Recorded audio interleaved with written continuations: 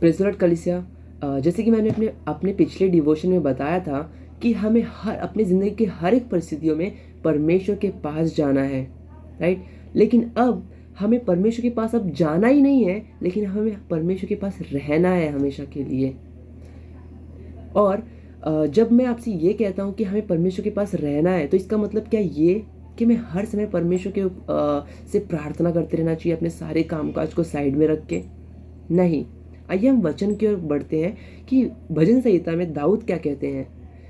भजन संहिता 139 के 7वें 8वें वचन को मैं आपके सामने पढ़ता हूँ। मैं तेरे आत्मा से भागकर किधर जाऊँ, या तेरे सामने से किधर भागूँ?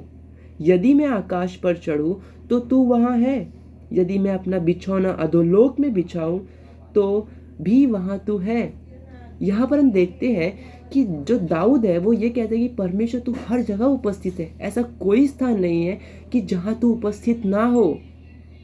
लेकिन कभी कभी हमारे साथ इस तरीके से होता है कि हम परमेश्वर की उपस्थिति से कभी कभी दूर हो जाते हैं, हम कभी कभी परमेश्वर की उपस्थिति से अनजान होते हैं और हमें इस बात का एहसास नहीं होता कि परमेश्वर यहाँ पे उपस्थित है। हम इस बात को अनुभव नहीं कर पाते कभी कभी।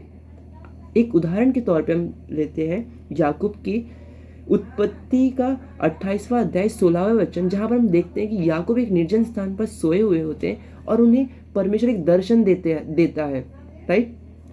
वहाँ पर हम देखते हैं कि जो याकूब है वो डर के मारे उठ जाता है और वो कहता है कि निश्चय यहाँ यहोवा है और मैं इस बात से अनजान था।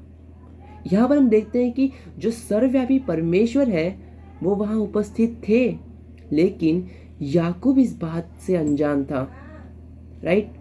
ऐसा क्यों होता है कि परमेश्वर जो है कुछ लोगों के ऊपर अपनी उपस्थिति प्रकट करते हैं और कुछ लोगों के ऊपर अपनी उपस्थिति प्रकट नहीं करते। आइए हम वचन की ओर बढ़ते हैं। प्रेरितों की पत्री 17वें अध्याय और 27 और 28 वचन अगर हम पढ़ेंगे तो वहाँ पे इस तरीके से लिखा है। पौलुस कहते हैं, उसने एक ही मूल से मनुष्यों की सब जातियां सारी पृथ्वी पर रहने के लिए बनाई है और उनके ठहराए हुए समय और निवास की सीमाओं को इसलिए बांधा है कि वे परमेश्वर को ढूंढे, परमेश्वर की वो खोज करे, कदाचित उसे टटोल कर पाए, तो भी वह हम में से किसी से दूर नहीं। यहाँ पर हम देखते हैं पौलुस कहते हैं कि जो सर्वव्यापी परमेश्वर है वो अपने आप को प्रकट करने के लिए तैयार है। वो अपनी उपस्थिति को लोगों के ऊपर प्रकट करने के लिए दिलचस्पी रखते हैं, लेकिन पौलुस कहते हैं कि परमेश्वर चाहते हैं कि हम उनकी खोज करें, उसको ढूंढे, राइट। और परमेश्वर हमें इसीलिए इस दुनिया में रखा है ताकि हम उसकी खोज करें।